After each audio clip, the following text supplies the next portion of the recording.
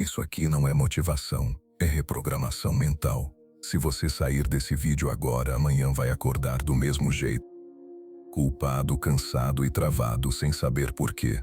Existe um mecanismo invisível na sua mente que está drenando seu foco e sabotando suas decisões sem você perceber.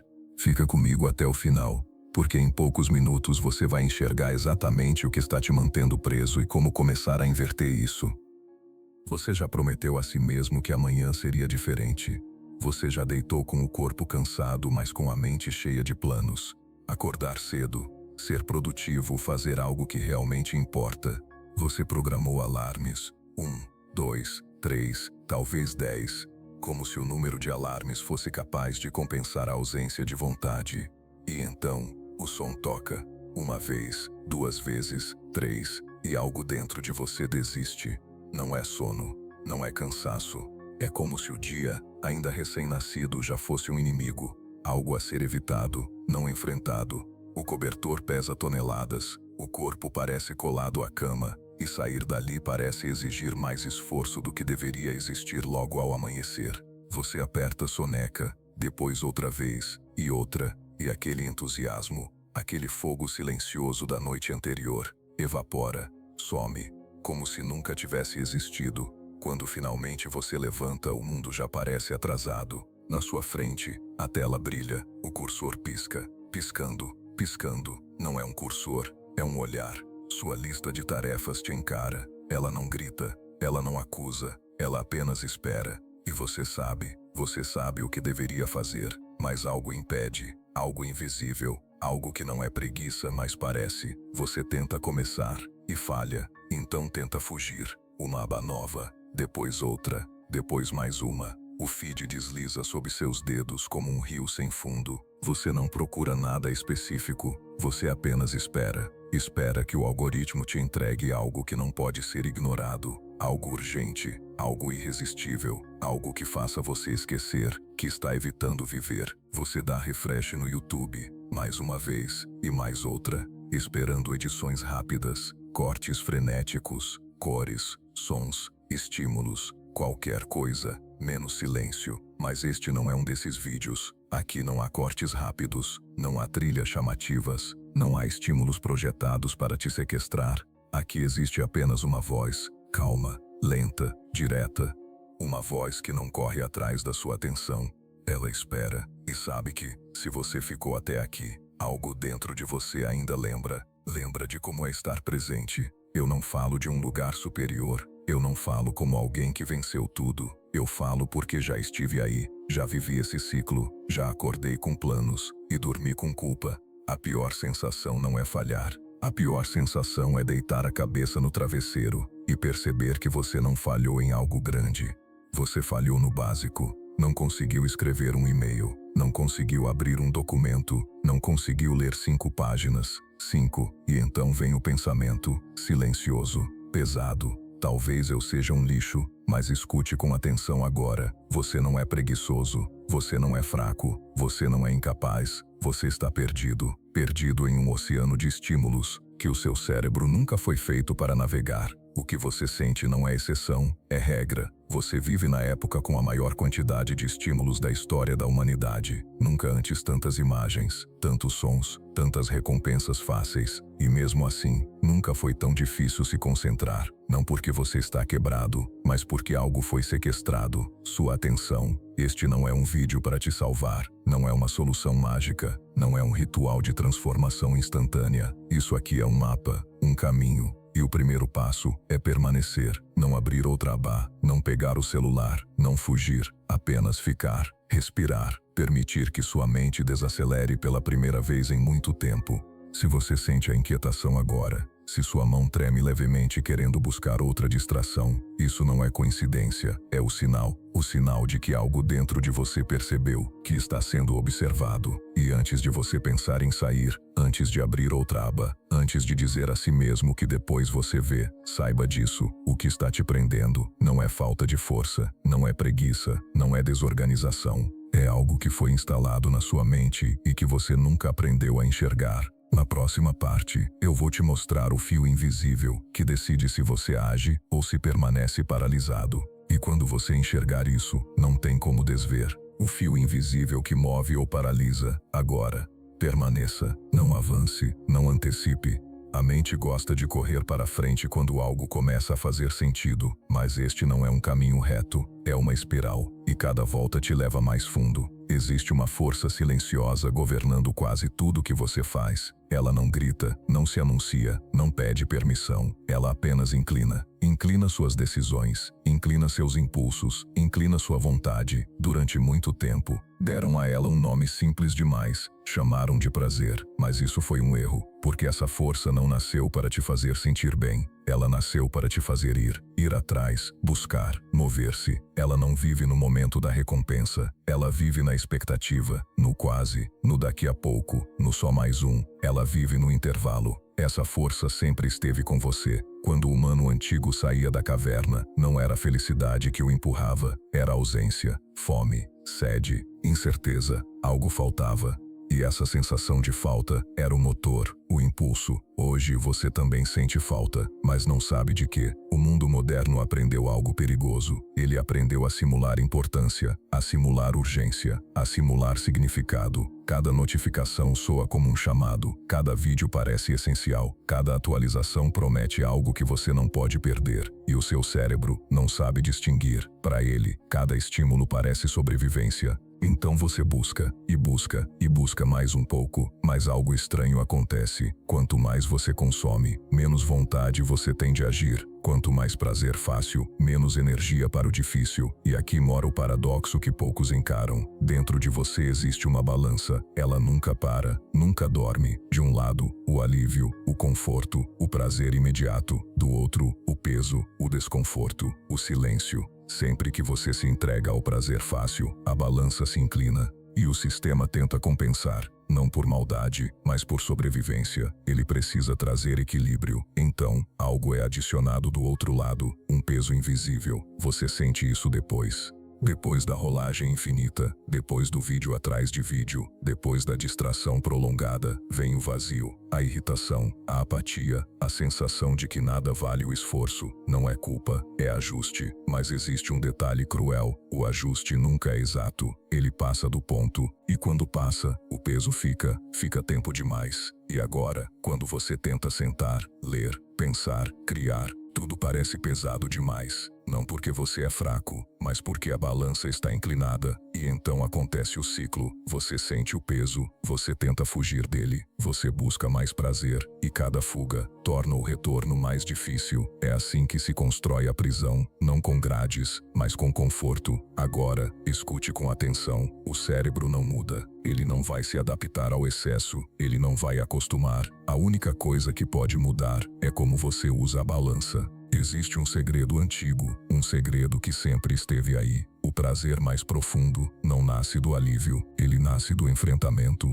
Quando você se inclina primeiro para o desconforto, algo acontece, a balança responde, e ela responde com força. Forçar o foco, forçar o movimento, forçar a permanência. No início dói, tudo em você resiste, mas depois, algo muda, o peso migra, e o prazer vem. Não como explosão, mas como calma, satisfação, inteireza, a sensação rara de ter usado o dia, em vez de ter sido usado por ele. Isso soa contraditório, e deveria. As verdades mais importantes sempre soam. A vida mais prazerosa não é a que evita a dor, é a que escolhe quando senti-la, porque quando você escolhe, ela deixa de te controlar. E aqui está o detalhe que quase ninguém percebe. Não é o prazer que te destrói, é a ordem em que ele aparece. Quando você entende isso, tudo o que parecia falta de vontade, revela outra coisa muito mais perigosa. Na próxima parte, eu vou te mostrar onde você perdeu o controle sem sequer notar. E quando você enxergar o que entra, vai entender por que nada sai. Não vai embora agora. O que entra define o que governa. Agora, antes de continuar, perceba algo simples. Você está aqui, ainda aqui.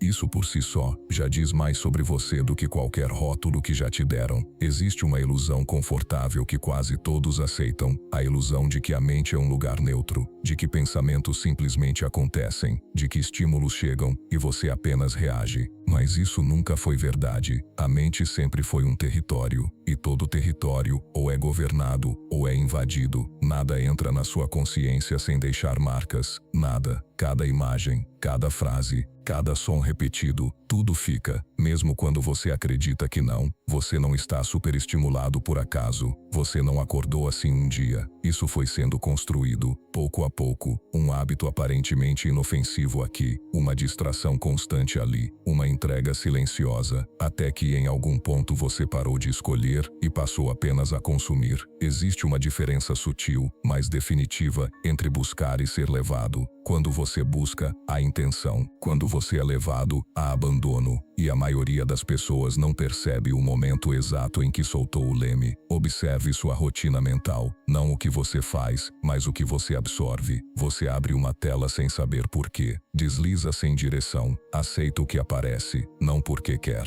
mas porque está ali, disponível, brilhante, chamando. Isso não é descanso, é alimentação. E toda alimentação molda o corpo. Toda alimentação molda a mente. Existe alimento que nutre, e existe alimento que apenas ocupa espaço. O segundo nunca sacia, apenas exige mais. Quando você consome sem intenção, sua atenção não descansa, ela é drenada. E uma atenção drenada não sustenta pensamento profundo. Ela salta, ela foge, ela se fragmenta, até que pensar dói. E então você acredita que o problema está em você, mas não está. Está no cardápio que você aceita todos os dias sem questionar. Não se trata de eliminar o mundo. Não se trata de fugir da tecnologia. Não se trata de rejeitar tudo. Isso seria apenas outra fuga. A diferença está em como você entra em contato. Quando você decide o que vai consumir, algo muda. A relação se inverte. Você deixa de ser recipiente e volta a ser agente, mesmo que seja algo simples, mesmo que seja pequeno. O simples ato de escolher já é um gesto de poder. Quando você entra em um espaço sabendo o que procura, o estímulo perde parte do controle.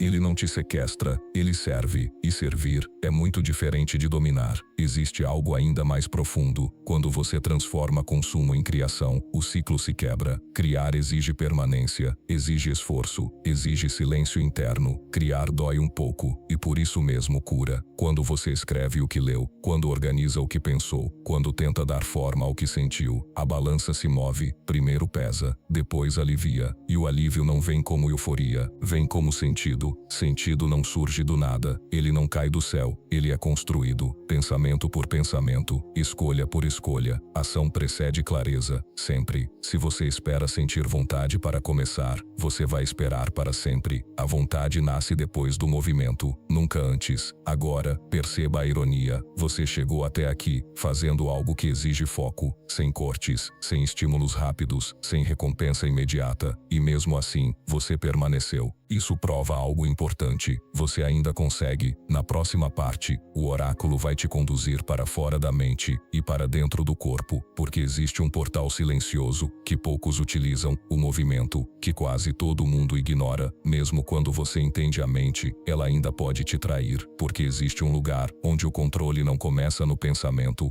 Na próxima parte, eu vou te mostrar o portal silencioso, que decide se sua mente obedece ou continua fugindo. Quando você descobrir isso, vai perceber por que pensar nunca foi suficiente. O corpo como porta de retorno, antes de qualquer ideia, antes de qualquer pensamento, antes mesmo de qualquer palavra, existe o corpo, silencioso, paciente, sempre presente, e ainda assim, quase sempre ignorado. Você tenta resolver tudo com a mente, planeja, promete, analisa, mas esquece de algo essencial. A mente segue o corpo, não o contrário. Quando o corpo permanece imóvel demais, a mente começa a girar. Pensamentos em círculos, preocupações sem saída, ansiedade sem nome. Não porque algo está errado, mas porque algo está parado. O corpo foi feito para movimento, não para performance, não para aparência, não para comparação, para movimento. Simples, ritualístico, inevitável. Quando você se move, algo antigo desperta. Não é motivação, não é disciplina, é lembrança. Uma lembrança profunda de que você ainda está vivo. No início, o movimento incomoda, o frio, o peso, a resistência, tudo em você questiona: por que estou fazendo isso? E essa pergunta é exatamente o ponto. Porque quando você se move sem prazer imediato, a balança responde, você escolheu o desconforto, e o sistema reconhece isso como algo raro, valioso. O movimento cria um tipo diferente de recompensa, uma que não explode, ela se espalha, ela permanece, ela ensina o cérebro que esforço não é ameaça, é caminho. Você não precisa gostar, não precisa amar, não precisa se empolgar.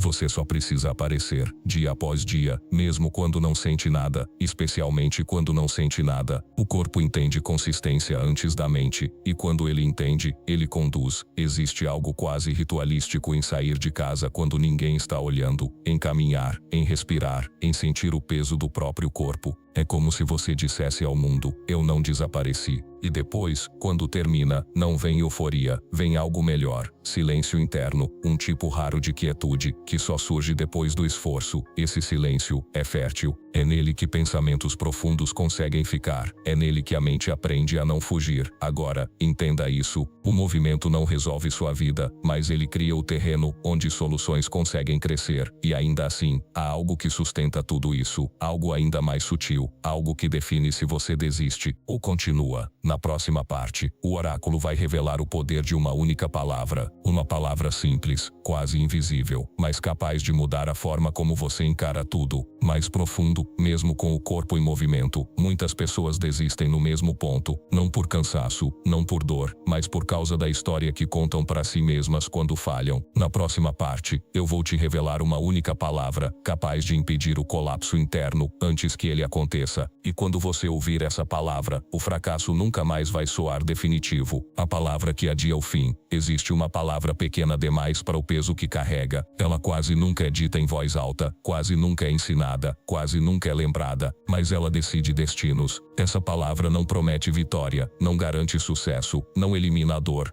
Ela apenas mantém a porta aberta. A maioria das pessoas fecha a porta cedo demais. Elas falham uma vez e concluem algo sobre si mesmas. Elas não são boas nisso, elas não nasceram para isso, elas não levam jeito. E sem perceber, transformam um momento em identidade. O cérebro adora conclusões definitivas. Elas economizam energia, elas encerram conflitos, mas também encerram possibilidades. Quando algo parece difícil demais, quando o esforço parece excessivo, quando o progresso é lento, surge a tentação de definir, de rotular, de finalizar a história antes do tempo. Mas existe uma forma de interromper esse impulso, não com otimismo, não com frases bonitas, com precisão. A palavra é simples, ainda. Eu não consigo focar, ainda. Eu não entendo isso, ainda. Eu não sou bom nisso, ainda. Percebe? Nada foi negado, nada foi forçado, apenas o fim foi adiado. O ainda cria espaço, espaço para erro, espaço para repetição, espaço para esforço sem humilhação. Sem ele, todo desafio vira julgamento. Com ele, todo desafio vira processo. O esforço deixa de ser prova de incapacidade e passa a ser evidência de envolvimento. Você só se esforça naquilo que importa. Existe uma mentira silenciosa que quase todos acreditam, a de que quem é bom não precisa tentar. Isso nunca foi verdade.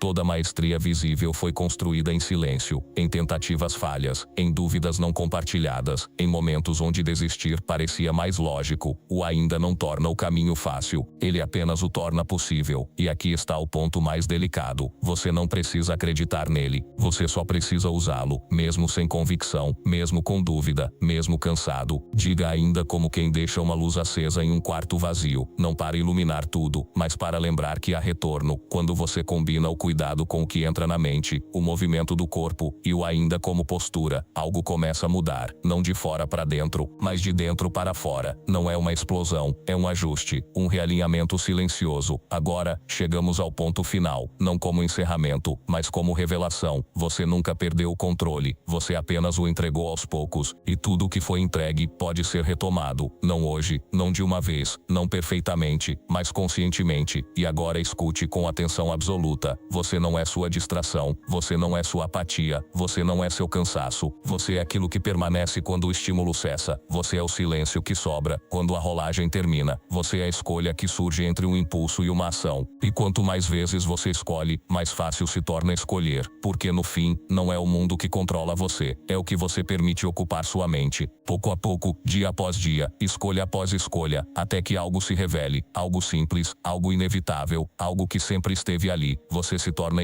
aquilo que contempla, você constrói aquilo que sustenta, você vive aquilo que repete, e então, finalmente, em frases curtas, crescentes, irreversíveis, o foco retorna, a clareza surge, o silêncio se impõe, a vontade desperta, o controle volta, a mente obedece, a vida responde. O que ocupa a mente, constrói o homem.